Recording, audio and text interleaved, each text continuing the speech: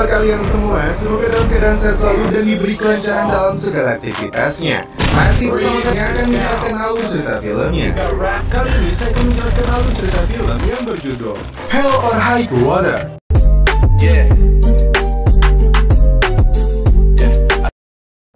Film dibuka dengan diperlihatkannya dua penjahat yang hendak merampok sebuah bank kecil di sebuah kota yang sepi penduduk. Seorang kasir yang pertama kali masuk ke bank tersebut langsung mereka paksa untuk menunjukkan lokasi uangnya. Karena wanita ini tidak memiliki kunci berangkasnya, dua perampok ini menunggu manajer bank yang sebentar lagi akan datang.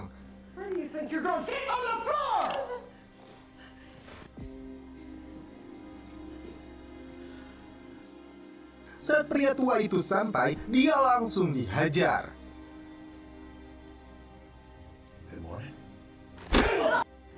Setelah berhasil mendapatkan uangnya, mereka langsung kabur. Dua perampok bersaudara ini bernama Toby Howard dan Tanner Howard. Di hari yang sama, mereka kembali merampok bank lainnya. Good morning, folks! Open the door! Open the motherfucking door! Your hands on the counter. On the counter! Yes. That's it, come on! Seorang pria tua yang sedang menabung dilucuti senjatanya dan bodohnya perampok ini menaruh senjatanya di atas meja. Saat mereka kabur membawa hasil jarahannya, pria tua ini kembali mengambil pistolnya dan menembaki dua perampok itu. Beruntungnya, dua perampok ini bisa lolos dan langsung kabur ke sebuah lokasi peternakan yang jauh dari kawasan penduduk. I had a dollar bill, yes I believe I surely will. It's a red thing, man, she makes my legs to sing. I slit her throat just to get her pearls, cast myself into a... Mobil yang mereka gunakan langsung dikubur di tempat itu untuk menghilangkan jejak. Scene berpindah ke seorang ranger tua yang hendak memasuki pensiun bernama Marcus Hamilton. Rekannya yang bernama Alberto memberi informasi tentang perampokan yang terjadi di dua bank berbeda dalam hari yang sama. FBI sendiri tidak mau menangani kasus ini karena hanya beberapa ribu dolar yang mereka rampok. Meskipun tua, namun Marcus masih memiliki kemampuan dalam hal penyelidikan. Dia mulai mempelajari kasusnya ini. Terlihat Toby sedang menghitung uang hasil rampokan mereka. Ibarat kata sekejam-kejamnya penjahat, namun hati mereka tetap pink karena menyayangi sosok ibu yang melahirkannya. Saat Tanner di penjara, Toby merawat ibu mereka selama 3 bulan hingga dia menghembuskan nafas terakhirnya. Selama ini mereka hidup miskin. Tanner di penjara karena membunuh sang ayah yang selalu bersikap kasar kepada ibu mereka. Fucker. She never wanted nothing to do with me anyway. Marcus dan Alberto langsung mendatangi TKP.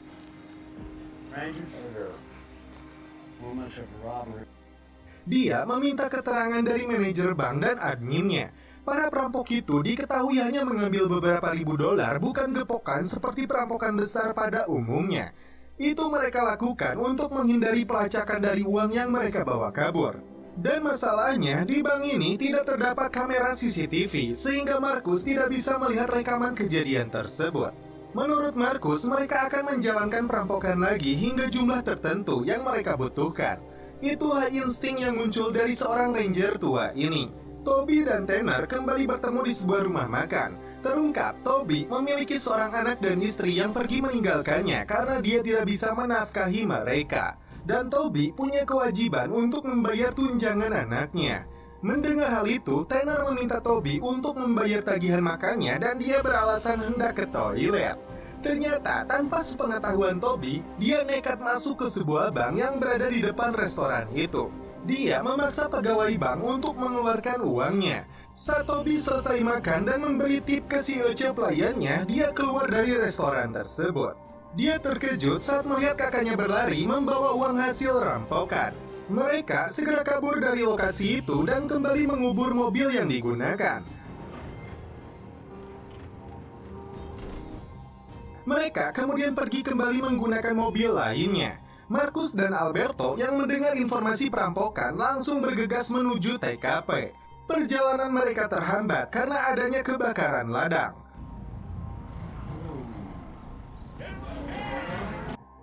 Dua perampok bank ini sampai di rumah kontainer milik Tanner. Mereka membawa senjata laras panjang untuk misi perampokan selanjutnya. Sedangkan Markus langsung meminta keterangan dari teller cantik yang masih gemper dengan kejadian tadi.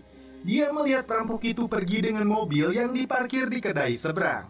Berbeda dengan dua bank sebelumnya, bank ini kebetulan menggunakan kamera pengawas. Markus kemudian datang ke kedainya dan meminta keterangan dari sejumlah pengunjung tentang dua orang yang mencurigakan yang diduga menjadi perampok bank tersebut.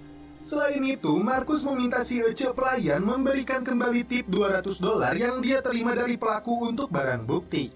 Si Ece ini tidak mau memberikannya dengan alasan uang itu mau dia gunakan untuk membeli pensil alis dan make up agar terlihat makin glowing. Dua perampok ini singgah di sebuah pom bensin. Saat Toby masuk ke minimarket, muncul dua pemuda cengos yang mengira Tanner melotot kepadanya. Karena Tanner tampak santuy, pemuda ini mengeluarkan pistolnya.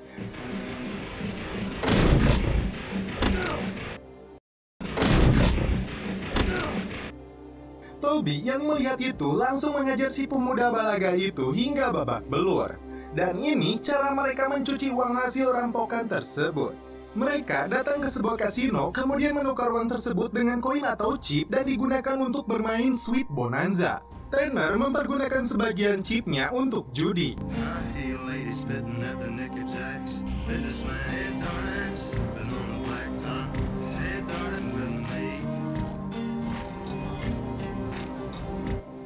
Sedangkan Toby sendiri hanya duduk santuy sambil minum bir.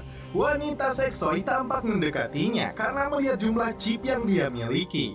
Tanner yang selesai berjudi segera menghampiri Toby dan mencegahnya terbuai dalam bujuk rayuan wanita ini yang dia tuduh menginginkan uangnya. Chip tersebut mereka tukarkan kembali sebagian dalam bentuk tunai dan sebagian lagi dalam bentuk cek yang akan dicairkan di Bank Texas Midland yang jelas menjadi lokasi perampokan mereka. Dan mereka berdua akan menginap di sebuah hotel. Tanner langsung merayu resepsionisnya. Saat Markus dan Alberto santuy di sebuah motel dengan menonton televisi, Toby harus menutup mata dan telinganya karena Tanner sedang asyik celepot. Di keesokan hari, Toby dan Tanner datang ke kantor pengacara. Mereka hendak mewariskan peternakan peninggalan orang tua mereka untuk anak Toby. Dan mereka harus menyerahkan sejumlah uang untuk menutupi hutang ibu mereka agar rumah peninggalannya itu tidak disita oleh pihak bank. Bahkan pengacara itu mengusulkan untuk meminta Bank Texas Midland yang mengelola keuangan mereka. Di sisi lain, Markus memutuskan untuk mengawasi Texas Bank yang dia duga menjadi sasaran perampokan selanjutnya. Mereka singgah di sebuah kedai yang dikelola emak-emak cunihin yang membuat mereka gogodeg saat hendak memesan makanan. Toby dan Tanner kembali membeli sebuah mobil pintu dua untuk aksi kejahatan mereka selanjutnya. Toby memilih untuk mengunjungi mantan istri dan kedua anaknya. Dan Toby kemudian berbicara dengan putra sulungnya. Dia pun memberi pesan untuk tidak mengikuti jejaknya yang terkenal sebagai penjudi dan pencuri. Dia juga mengatakan peternakan itu kini menjadi milik mereka dan di sana terdapat sumber minyak untuk biaya masa depan mereka. Markus dan Alberto tampak santuy memperhatikan Dia juga mengatakan peternakan itu kini menjadi milik mereka dan di sana terdapat sumber minyak untuk biaya masa depan mereka. Markus dan Alberto tampak santuy memperhatikan salah satu cabang dari Bank Texas dan berjaga-jaga jika dua perampok itu muncul dengan tiba-tiba. 1 hari sebelum perampokan, dua bersaudara ini menikmati harinya seakan esok mereka akan tiada. Toby bahkan meminta Tanner jangan berlaku kasar kepada kasirnya. Mereka tampak terpaksa melakukan kejahatan ini karena bakat kubutuh yang begitu besar. Pagi hari, mereka merencanakan perampokan di cabang Jayton, kemudian Coleman.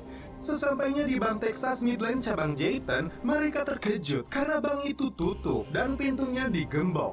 Saat dalam perjalanan, Toby dan Tanner terlibat adu mulut antara ke cabang pos dulu atau ke Coleman dulu. Toby akhirnya mengikuti kemauan kakaknya untuk menuju pos. Markus dan Alberto menyadari mereka salah lokasi dan akhirnya menuju cabang pos. It means that the only branch that fits the bill is in post. Di tengah perjalanan, dua perampok ini meninggalkan satu mobilnya untuk mereka meloloskan diri nantinya. Di bank ini, mereka terkejut karena banyak nasabah yang sedang menyetorkan uangnya, tidak seperti bank yang mereka rampok sebelumnya yang sepi. Tell him stand up! Stand up! Take 3 steps back! Mereka tidak sadar ada petugas keamanan di bank tersebut, bahkan ada pengunjung yang membawa pistol.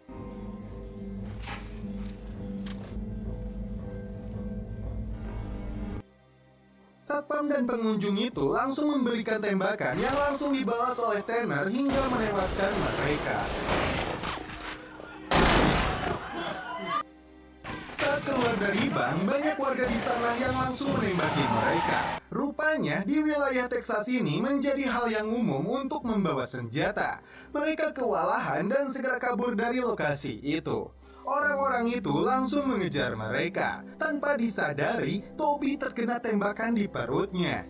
Di tengah perjalanan, Tanner dengan nekatnya mengeluarkan senjata otomatisnya dan menembaki warga yang mengejar agar segera pergi.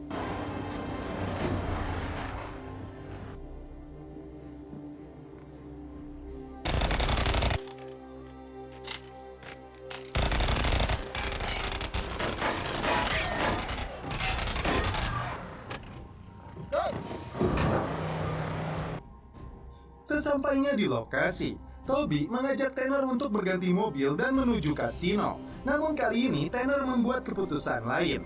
Dia meminta adiknya itu untuk pergi membawa uangnya dan dia sendiri akan mencegah polisi mengejarnya.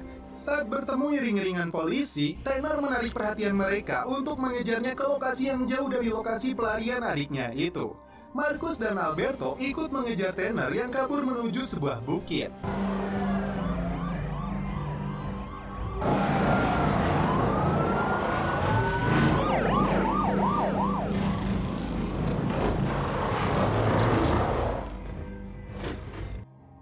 Sesampainya di atas, Tanner membakar mobilnya dan ditabrakan ke arah mobil polisi.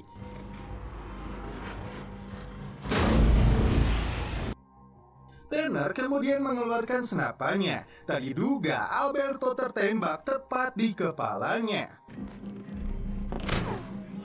Slip up this canyon and tomahawk, son of a bitch. Marcus langsung meminta seluruh mobil untuk mundur. Dia kemudian meminta salah seorang warga untuk mengantarnya ke arah belakang bukit tersebut. Sementara itu, Toby berhasil lolos dari pos pemeriksaan. Dia segera mengobati luka tembak di perutnya. Dengan kehabisan nafas, Marcus berhasil sampai di bagian belakang bukit. Ketika Tanner sedang sibuk menembaki para polisi yang akan menangkapnya, dia tidak menyadari Marcus sedang membidik di belakangnya. Dan tiba-tiba,